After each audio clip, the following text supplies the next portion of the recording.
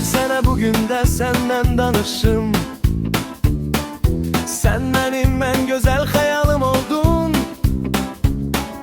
Gel seninle ben olan benden danışım. Sen benim hayatta kalmağa sebebim oldun.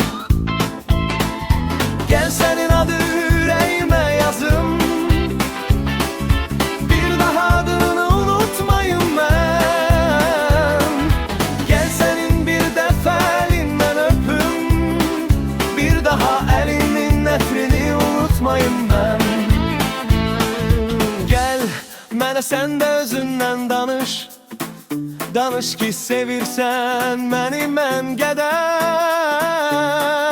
Gel mənə mənim gözümlə bax sen. De ki çok sevirəm seni görəndən. Gel mənə sen de özündən danış. Danış ki sevirsən məni mən qədər. Gel mənə mənim gözümlə bax sen. De ki çok sevirəm seni görəndən.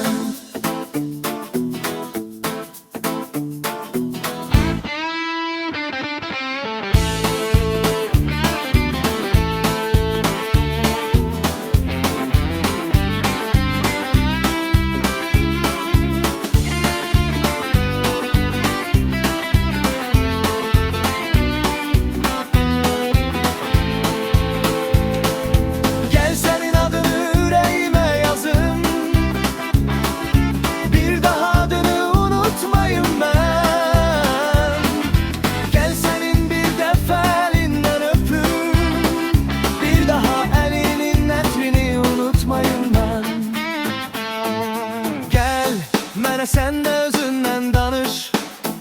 Danış ki sevirsən məni mən qədər.